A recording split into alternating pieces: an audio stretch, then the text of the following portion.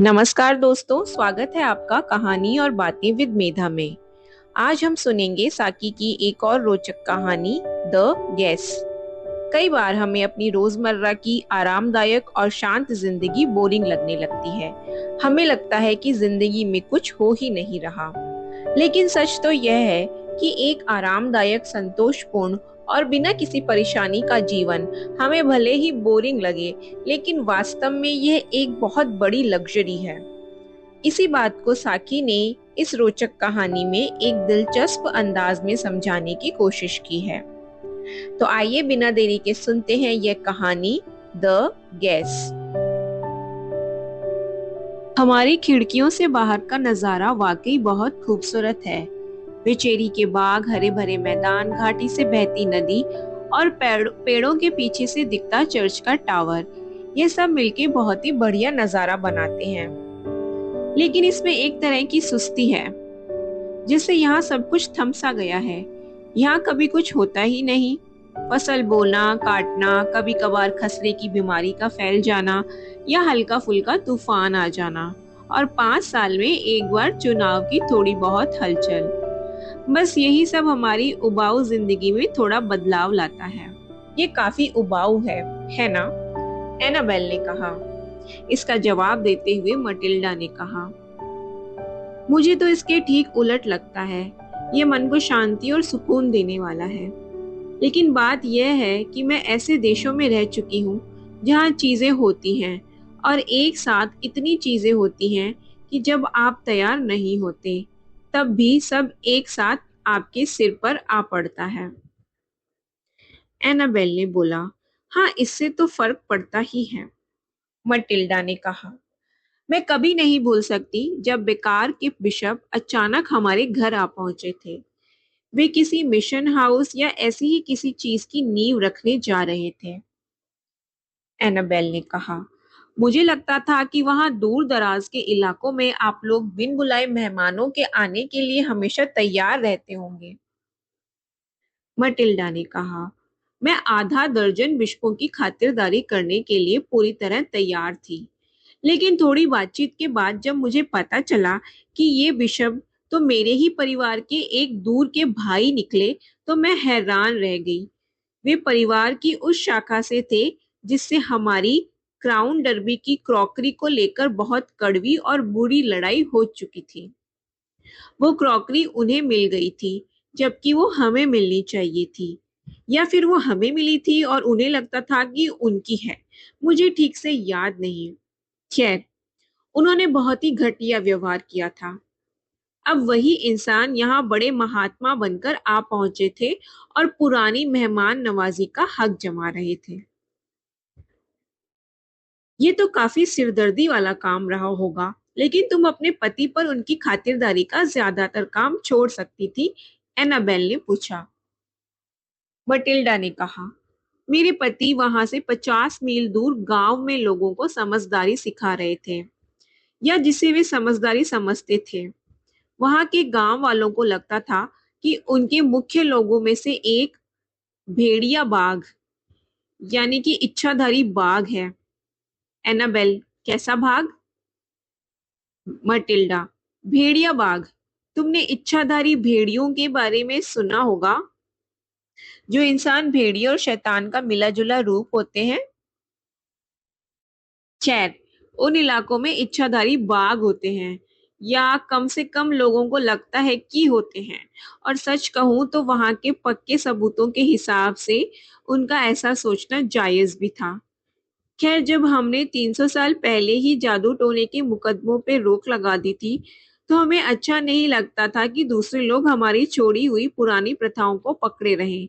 यह हमारी सोच है और समझ के हिसाब से सही नहीं लगता। एनाबेल, उम्मीद है तुमने बिशप के साथ कोई बदतमीजी नहीं की होगी। मटिल्डा, अब चूंकि वह मेरे मेहमान थे तो मुझे बाहर से तो उनसे तमीज से पेश आना पड़ा। लेकिन वो इतने नासमझ निकले कि उन्होंने पुरानी लड़ाई की बातें फिर से उधेड़ना शुरू कर दिया। वे साबित करने लगे कि उनके पक्ष का व्यवहार भी सही था, भले ही सही रहा हो, जिसे मैं एक पल के लिए भी नहीं मानती। फिर भी मेरा घर कोई पारिवारिक झगड़े सुलझाने की जगह नहीं था। मैंने बहस तो नहीं की, लेकिन मैंने अपने बावर्ची को 90 मील दूर उसकी बूढ़ी माँ से मिलने के लिए छुट्टी पे भेज दिया।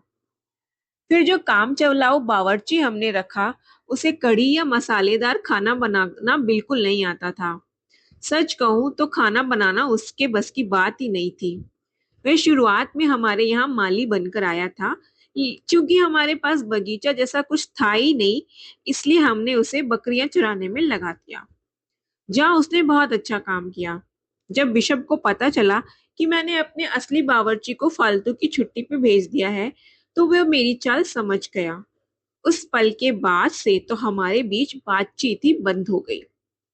अगर तुम कभी किसी बिशप के साथ एक ही घर में रह रही हो जिससे तुम्हारी बातचीत बंद हो, तो तुम मेरी हालत समझ सकती हो।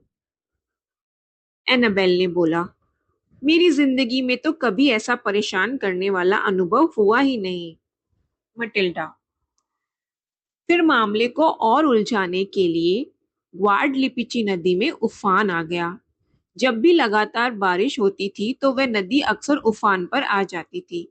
इससे हमारे घर का निचला हिस्सा और बाहर के सारे शेड पानी में डूब गए।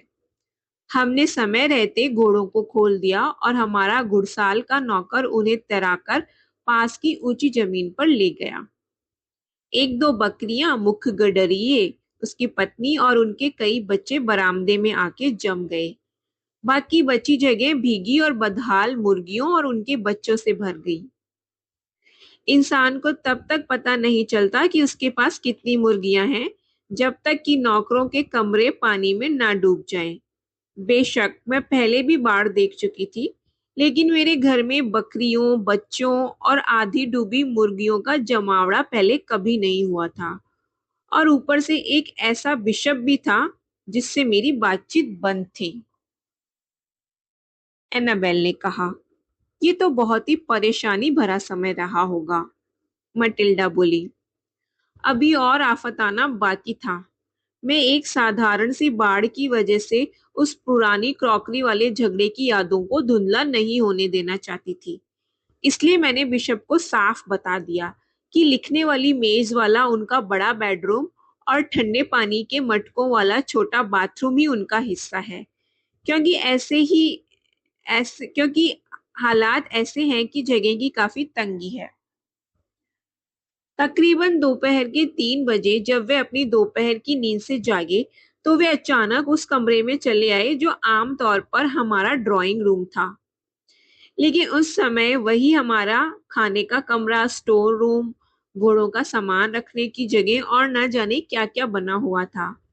बिशप साहब के कपड़ों की हालत देख के लग रहा था कि वे उसे अपना चेंजिंग रूम भी समझ रहे थे। मटिल्डा ने बोला, मुझे अफसोस है कि आपके बैठने के लिए यहाँ कोई जगह नहीं है, बरामदा बकरियों से भरा है। बिशप ने कहा, मेरे बेडरूम में भी एक बकरी है। बिशप ने बहुत ठंडे और ताने भरे अंदाज में कहा। मटिल्डा बोली, अरे सच में? क्या एक और बकरी बच गई? मुझे लगा था बाकी सारी बकरियां मर चुकी हैं। बिशप, वह बकरी पूरी तरह से खत्म हो चुकी है। इस समय एक तेंदुआ उसे खा रहा है, इसलिए मैं कमरे से बाहर आ गया। कुछ जानवरों को खाते समय किसी का देखना पसंद नहीं होता। एनाबेल ने बोला, बाप रे, कितना भयानक मंजर होगा। सोचो, चारों तरफ बाढ़ हो और घर के अंदर एक भूखा तेंदुआ। मटिल्डा ने बोला, तेंदुआ बिल्कुल भी भूखा नहीं था। पेट भरकर बकरी खाने के बाद उसके पास पीने के लिए भरपूर पानी था और वह बस बिना किसी रुकावट के आराम से सोना चाहता था। फिर भी कोई भी यह मानेगा कि यह काफी उलझन भरी स्थिति थी। आपका अकेला गेस्ट रूम तेंदुए के कब्जे में हो, बरामदा बकरियों, बच्चों, भीगी मुर्गियों से भरा हो और बैठक में एक ऐसा बिशप बैठा हो जिससे कि आपकी बातचीत बंद है। मुझे नहीं पता कि मैंने वे भारी घंटे कैसे काटे। खाने के वक्त तो हालात और बुरी हो चुकी थी। काम चलाओ बावर्ची के पास पतला सूप और पिलपिला चावल परोसने का पूरा बहाना था, और चूंकि गडेरिया या उसकी पत्नी गोताखोरी में माहिर नहीं थे, इसलिए तहखाने से अच्छी शराब भी नहीं निकाली जा सकती थी। खुशकिस्मती से ग्वाडलिपची नदी जितनी तेजी से चढ़ती है उतनी तेजी से उतरती भी है। सुबह होने से ठीक पहले नौकर घोड़ों को लेकर लौट गया। पानी अब बस उनके टखनों तक ही था। फिर एक और दिक्कत यह आई कि बिशप साहब तेंदुए से पहले ही घर से निकलना चाहते थे। अब चूंकि तेंदुआ बिशप के सामान के बीच में आराम से जमा बैठा था, इसलिए तेंदुए से पहले बिशप का सामान निकालना मुश्किल था। मैंने बिशप को समझाया कि तेंदुए की आदतें किसी ऊदबिलाव जैसी नहीं होती। वह पानी में तैरने के बजाय सूखी जमीन पर चलना पसंद करता है और फिर पूरी बकरी खाने और पेट भरकर पानी पीने के बाद उसे आराम करने का पूरा हक है। अगर मैं बिशप के कहने पर तेंदुओं को भगाने के लिए गोलियां चलवाती तो वह बेडरूम से निकलकर सीधे हमारी पहले से ठसाठस भरी बैठक में ही आकर बैठ जाता। सच कहूं तो जब वे दोनों चले गए तब जाकर मुझे चैन की सांस मिली। अब शायद तुम समझ सकती हो कि मुझे इस शांत देहात की सुस्त जिंदगी क्यों पसंद है, जहां पर कुछ भी नहीं होता। ये कहानी यहाँ समाप्त होती है। आपको साकी की ये कहानी कैसी लगी हमें कमेंट सेक्शन में जरूर बताइए और अपने सुझाव हमारे साथ साझा कीजिए। अगर आपको हमारी कहानियाँ पसंद आती हैं तो चैनल को सब्सक्राइब करें और बेल आइकन जरूर दबाएं। फिर मिलेंगे एक नई कहानी के साथ। धन्यवाद।